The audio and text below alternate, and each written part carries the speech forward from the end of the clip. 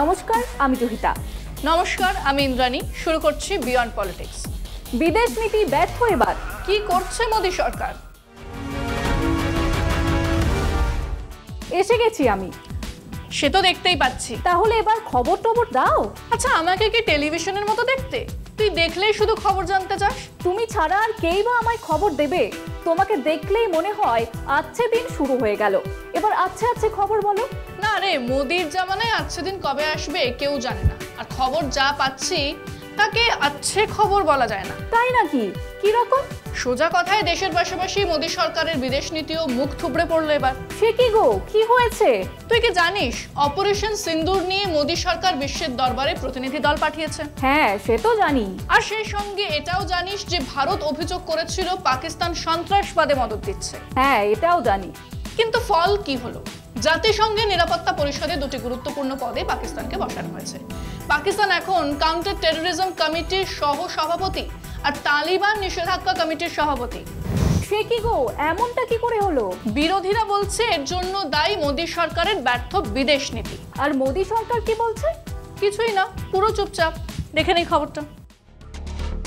রাষ্ট্রপুঞ্জের নিরাপত্তা পরিষদের দুটি গুরুত্বপূর্ণ পদে পাকিস্তানকে বসানো হয়েছে। পাকিস্তান এখন কাউন্টার টেরোরিজম কমিটির সহ সভাপতি আর তালিবান নিষেধাজ্ঞা কমিটির সভাপতি। এই খবর সামনে আসতেই বিতর্ক শুরু হয়েছে, কিন্তু ভারতের মোদী সরকার এখনো পর্যন্ত এ নিয়ে কিছুই বলেনি। এই পরিস্থিতিতে কংগ্রেস কড়া সমালোচনা করেছে।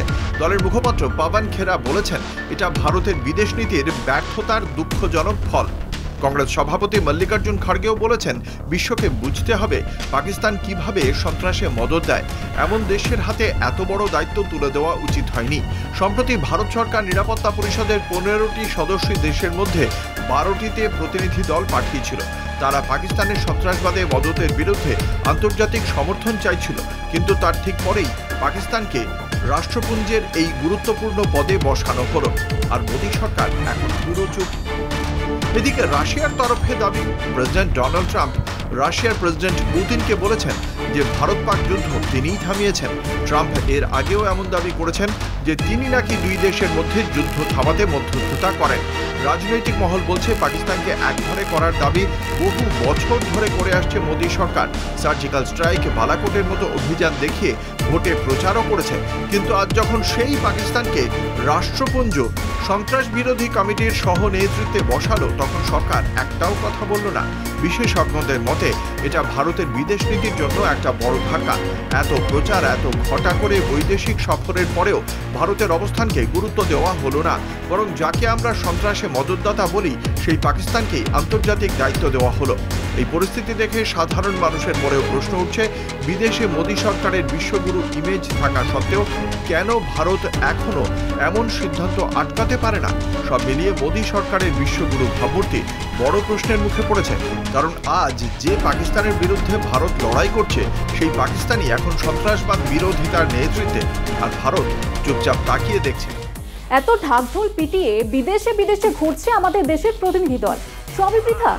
দেখে তো তাই মনে হচ্ছে। এত প্রচেষ্টার পর সেই পাকিস্তানকেই হেড করা হয়েছে। কিন্তু মোদিজির বিশ্বগুরু ইমেজ, তার কি হবে? সেই ইমেজ আদেও দুনিয়ার কাছে কাজে আসছে কি? কেন এমন বলছো? বলছি তার কারণ পেহেলগামে জঙ্গি হামলার, তারপর অপারেশন সিন্দুর, এসব কিছুর পরও পাকিস্তান মার্কিন মদত হোক বা আন্তর্জাতিক মঞ্চগুলোর সাপোর্ট সবই পেয়ে যাচ্ছে।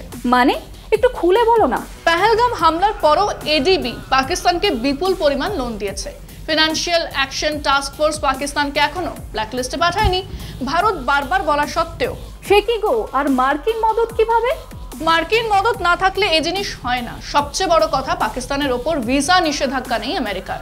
রাষ্ট্রসংঘে বিলাওয়াল ভুট্টো ভারতের বিরুদ্ধে কথা বলেই যাচ্ছে। কিন্তু এত কিছুর পরেও পাকিস্তান বুক চিতিয়ে ঘুরে বেড়াচ্ছে কি করে? সেটাই তো প্রশ্ন। ভারত বিশ্বগুরু হওয়া সত্ত্বেও পাকিস্তান এত খোলা ছুট পাচ্ছে কি করে? G7 সামিটেও নাকি ভারত ডাক পায়নি। পায়নি তো। আর এই সমস্ত কিছু নিয়ে বিরোধীরা সরব। ব্যাকফুটে চলে যাচ্ছে ভারতের বিদেশ নীতি। দেখ, পেহেলগাম হামলার পর ভারতের জবাব ছিল অপারেশন সিঁদুর। কেন্দ্রীয় সরকার এটিকে সফল প্রতিরক্ষা পদক্ষেপ বলে প্রচার করলেও কূটনৈতিক মঞ্চে ভারত একের পর এক ধাক্কা খাচ্ছে। সন্ত্রাসবাদে পাকিস্তানের ভূমিকার বিরুদ্ধে আন্তর্জাতিক সমর্থন গড়তে না পারার ছবি উঠে আসছে সাম্প্রতিক ঘটনাগুলোয়। রাষ্ট্রসংঘ, G7 এবং FATF তিনটি গুরুত্বপূর্ণ আন্তর্জাতিক মঞ্চেই ভারতের কূটনৈতিক উদ্যোগ তেমন ফল দেয়নি। রাষ্ট্রপুঞ্জ নিরাপত্তা পরিষদের তালিবান নিষেধাজ্ঞা কমিটির সভাপতি হয়েছে পাকিস্তান, পাশাপাশি তারা সন্ত্রাসবাদ বিরোধী কমিটির সহ সভাপতিও হয়েছে। অথচ পাকিস্তানি দীর্ঘদিন ধরে ভারতের চোখে সীমান্ত পারের জঙ্গিবাদের প্রধান পৃষ্ঠপোষক। FATF পাকিস্তানকে এখনও গ্রে লিস্টে রেখেছে। ভারতের বহু চেষ্টাতেও পাকিস্তানকে ব্ল্যাক লিস্টে পাঠানো যায়নি। সন্ত্রাসে অর্থ যোগানের বিরুদ্ধে কড়া পদক্ষেপের দাবি আন্তর্জাতিক মহলে জোরদার করা যাচ্ছে না। 2019 সাল থেকে মোদি প্রত্যেকবার G7 সম্মেলনে গিয়েছেন। এবার প্রথমবার ভারতকে আমন্ত্রণ জানানো হয়নি। কানাডায় আয়োজিত এবারের সম্মেলনে ভারতের অনুপস্থিতি নিয়ে প্রশ্ন উঠছে, বিশেষ করে যখন ভারত কানাডা সম্পর্কে টানাপোড়েন চলছে। গত বছর কানাডায় খালিস্তানি বিচ্ছিন্নতাবাদী নেতা হত্যার ঘটনায় ভারতের নাম জড়িয়ে যাওয়ার পর থেকেই দুই দেশের সম্পর্ক উত্তপ্ত। ভারতের আপত্তি সত্ত্বেও IMF বা ADB পাকিস্তানের ঋণ আটকায়নি, বরং ADB পাকিস্তানকে $800 মিলিয়ন দিয়েছে। পাকিস্তান এখনও আমেরিকার ভিসা নিষেধাজ্ঞার তালিকার বাইরে। ইসলামাবাদের বিরুদ্ধে সরাসরি কোনো কঠিন পদক্ষেপ করেনি হোয়াইট হাউস। উল্টে রাষ্ট্রপুঞ্জে বিলাওয়াল ভুট্টো খোলাখুলি ভারতের বিরুদ্ধে কথা বলছেন। 27 মে ভারতের প্রতিনিধি দল কুয়েত সফর করে। এর 24 ঘন্টার মধ্যে কুয়েত 19 বছর পর পাকিস্তানি নাগরিকদের ওপর থেকে ভিসা নিষেধাজ্ঞা তুলে নেয়। সব মিলিয়ে সেনার সাফল্যের গল্প থাকলেও কূটনীতির ময়দানে ভারত এখন লাভের গুড় খেতে পারেনি। পাকিস্তানকে একঘরে করার চেষ্টা চালিয়ে গেলেও আন্তর্জাতিক পরিসরে তার বাস্তব প্রতিফলন খুবই কম। এটাই প্রমাণ করে শুধু সেনা অভিযান নয়, আন্তর্জাতিক সমর্থনও আজ জাতীয় নিরাপত্তার অন্যতম স্তম্ভ, যেখানে মোদী সরকারের ব্যর্থতা স্পষ্ট। আবার ট্রাম্প পুতিনকে বলেছেন যুদ্ধ থামানোর ক্রেডিটের কথা। হ্যাঁ, রাশিয়ার তরফ থেকে তাই বলা হয়েছে। এত কিছুর পরেও সংসদে অধিবেশন ডাকছেন না কেন মোদিজি? এত কিছু নিয়ে বিরোধীরা প্রশ্ন করলে হয়তো উত্তর দিতে পারবেন না। মোদিজির বিশ্বগুরু ইমেজটাই তো দাগ লেগে যাচ্ছে। সে তো যাচ্ছেই। যে দেশের সন্ত্রাসবাদের বিরুদ্ধে ভারতের এতদিনের লড়াই, মোদিজির কূটনীতিতে সেই দেশটাও ছাড় পেয়ে যাচ্ছে, গোটা দুনিয়ার সামনে ভালো সাজছে।